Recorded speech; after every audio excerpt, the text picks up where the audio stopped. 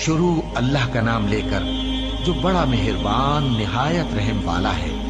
यासीन, कसम है कुरान की जो हिकमत से भरा हुआ है।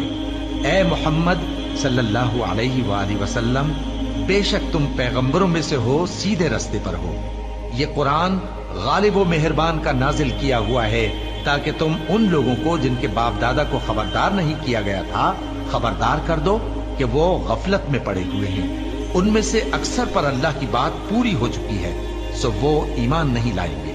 हमने उनकी गर्दनों में तौक डाल रखे हैं और वो ठोड़ियों तक फंसे हुए हैं, तो उनकी गर्दनें अकड़ी हुई हैं और हमने उनके आगे भी दीवार बना दी और उनके पीछे भी, फिर उन पर पर्दा डाल दिया तो ये देख नहीं सकते। और तुम इनको खबरदार करो या न करो, इनके लिए बराबर है, ये ईमान नहीं लाएंगे। तुम तो सिर्फ उस शख्स को खबरदार कर सकते हो जो इस नसीहत यानी कुरान की पैरवी करे और रहमान से गायबाना डरे, सो उसको मगफिरत और बड़े सवाब की बिशारत सुना दो। बेशक हम मुर्दों को जिंदा करेंगे और जो कुछ वो आगे भेज चुके और जो उनके निशान पीछे रह गए हम उनको कलमबंद कर लेते हैं। और हर चीज को हमने किताब रोशन यानी लौह महफूज में लिख रखा है। और इनसे गांव वालों का किस्सा बयान करो जब उनके पास पैगंबर आए, यानी जब हमने उनकी तरफ 2 पैगंबर भेजे तो उन्होंने उनको झुटलाया। फिर हमने तीसरे से तक़वियत दी तो उन्होंने कहा कि हम तुम्हारी तरफ पैगंबर होकर आए हैं। वो बोले कि तुम और कुछ नहीं मगर हमारी तरह के आदमी हो और रहमान ने कोई चीज भी नाजिल नहीं की, तुम महज झूठ बोलते हो। उन्होंने कहा कि हमारा परवरदिगार जानता है कि हम तुम्हारी तरफ पैगाम देकर भेजे गए हैं और हमारे जिम्मे तो साफ साफ पैगाम पहुंचा देना है और बस। वो बोले कि हम तुमको अपने लिए मनहूस समझते हैं, अगर तुम बाज ना आओगे तो हम तुम्हें संसार कर देंगे और तुमको हमसे दुख देने वाला अजाब पहुंचेगा। उन्होंने कहा कि तुम्हारी नहूसत तुम्हारे साथ है, क्या इसलिए कि तुमको नसीहत की गई? नहीं, बल्कि तुम ऐसे लोग हो जो हद से तजावुज कर गए हो। और शहर के परले किनारे से एक आदमी दौड़ता हुआ आया, कहने लगा कि ऐ मेरी कौम, पैगंबरों के पीछे चलो, ऐसों के जो तुमसे सिला नहीं मांगते और वो सीधे रास्ते पर हैं। और मैं क्यों उस जात की परस्तिश ना करूं जिसने मुझे पैदा किया और उसी की तरफ तुमको लौट कर जाना है? क्या मैं उसको छोड़कर औरों को माबूद बनाऊं कि अगर रहमान मुझे नुकसान पहुंचाना चाहे तो उनकी सिफारिश मुझे कुछ भी फायदा न दे सके और न वो मुझे छुड़ा ही सके? तब तो मैं खुली गुमराही में पड़ गया। मैं तो तुम्हारे परवरदिगार पर ईमान लाया हूँ, सो मेरी बात सुन रखो। हुक्म हुआ कि बहिश्त में दाखिल हो जा। बोला काश मेरी कौम को पता चल जाए कि मेरे रब ने मुझे बख्श दिया और मुझे इज्जत वालों में शामिल किया और हमने उसके बाद उसकी कौम पर कोई लश्कर नहीं उतारा और न हम उतारने वाले थे। वो तो सिर्फ एक चिंगाड़ थी, सो वो उससे नागहां बुझ कर रह गए। बंदों पर अफसोस कि उनके पास जब कोई पैगंबर आता तो वो उससे तमस्खुर जरूर करते। क्या उन्होंने नहीं देखा कि हमने उनसे पहले बहुत से लोगों को हलाक कर दिया था? अब वो उनकी तरफ लौट कर नहीं आएंगे और सब के सब हमारे रूबरू हाजिर किए जाएंगे। और एक निशानी इनके लिए जमीन मुर्दा है कि हमने इसको जिंदा किया और इसमें से अनाज उगाया, फिर ये इसमें से खाते हैं और इसमें खजूरों और अंगूरों के बाग पैदा किए और इसमें चश्मे जारी कर दिए ताकि ये इन बागों के फल खाएं, और इनके हाथों ने तो इनको नहीं बनाया, तो फिर क्या ये शुक्र नहीं करते? वो जात पाक है जिसने जमीन की नबातात के और खुद इनके और जिन चीजों की इनको खबर नहीं सबके जोड़े बनाए। और एक निशानी इनके लिए रात है कि इस पर से हम दिन को खींच लेते हैं तो उसी वक्त उन पर अंधेरा छा जाता है और सूरज अपने मुकर्रर रास्ते पर चलता रहता है। ये उस गालिब दाना का मुकर्रर किया हुआ अंदाजा है।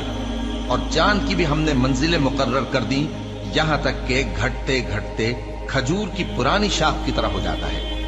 न तो सूरज ही से ये हो सकता है कि चांद को जा पकड़े और न रात ही दिन से पहले आ सकती है, और सब अपने अपने मदार में तैर रहे हैं। और एक निशानी इनके लिए ये है कि हमने इनकी औलाद को भरी हुई कश्ती में सवार किया और इनके लिए वैसी ही और चीजें पैदा की जिन पर ये सवार होते हैं। और अगर हम चाहें तो इनको गर्क कर दें, फिर न तो इनका कोई फरियाद रस हो और न इनको रिहाई मिले, मगर ये हमारी रहमत और एक मुद्दत तक के फायदे हैं। और जब इनसे कहा जाता है कि जो तुम्हारे आगे और जो तुम्हारे पीछे है उससे डरो ताकि तुम पर रहम किया जाए, اور ان کے پاس ان کے پروردگار کی طرف سے کوئی نشانی نہیں آتی مگر اس سے منہ پھیر لیتے ہیں۔ اور جب ان سے کہا جاتا ہے کہ جو رزق اللہ نے تم کو دیا ہے اس میں سے خرچ کرو، تو کافر مومنوں کے متعلق کہتے ہیں کہ بھلا ہم ان لوگوں کو کھانا کھلائیں جن کو اگر اللہ چاہتا تو خود کھلا دیتا، تم تو کھلی گمراہی میں ہو۔ اور کہتے ہیں اگر تم سچ کہتے ہو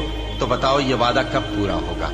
یہ تو ایک چنگھاڑ ہی کے منتظر ہیں جو ان کو اس حال میں کہ باہم جھگڑ رہے ہوں گے آ پکڑے گی، پھر نہ تو یہ وصیت ہی کر سکیں گے اور نہ اپنے گھر والوں میں واپس جا سکیں گے۔ اور جس وقت سور پھونکا جائے گا یہ قبروں سے نکل کر اپنے پروردگار کی طرف دوڑ پڑیں گے، کہیں گے ہائے بربادی، ہمیں ہماری خوابگاہوں سے کس نے جگہ اٹھایا۔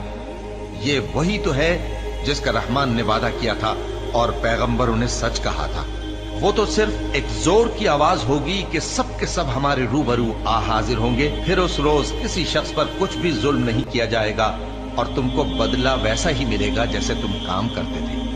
اہل جنت اس روز عیش و نشاط کے مشغلے میں خوش ہوں گے، وہ بھی اور ان کی بیویاں بھی سایوں میں تختوں پر تکیے لگائے بیٹھے ہوں گے، وہاں ان کے لیے میوے ہوں گے اور جو وہ منگوائیں گے ان کو ملے گا۔ ان کو پروردگار مہربان کی طرف سے سلام کہا جائے گا اور وہ فرمائے گا کہ گناہ گارو تم آج الگ ہو جاؤ۔ اے آدم کی اولاد، کیا میں نے تم سے کہہ نہیں دیا تھا کہ شیطان کو نہ پوجنا، وہ تمہارا کھلا دشمن ہے، اور یہ کہ میری ہی عبادت کرنا یہی سیدھا رستہ ہے، اور اس نے تم میں سے بہت سی خلقت کو گمراہ کر دیا تھا، تو کیا تم سمجھتے نہیں تھے؟ یہی وہ جہنم ہے جس کے تمہیں دھمکی دی جاتی تھی، جو تم کفر کرتے رہے ہو اس کے بدلے آج اس میں داخل ہو جاؤ۔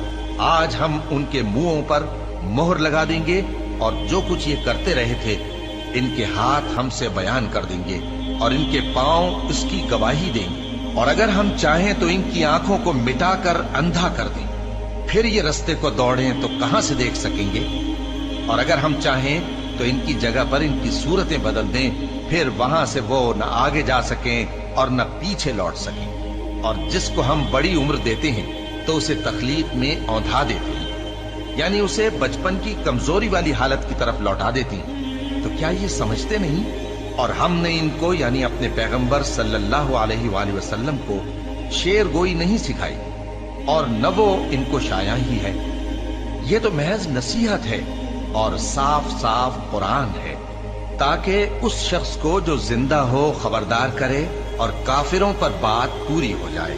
کیا انہوں نے نہیں دیکھا کہ جو چیزیں ہم نے اپنے ہاتھوں سے بنائیں ان میں سے ہم نے ان کے لیے مویشی پیدا کر دیے اور یہ ان کے مالک ہیں، اور ان کو ان کے قابو میں کر دیا تو کوئی تو ان میں سے ان کی سواری ہے اور کسی کو یہ کھاتے ہیں، اور ان میں ان کے لیے اور فائدے اور پینے کی چیزیں ہیں، تو کیا یہ شکر نہیں کرتے؟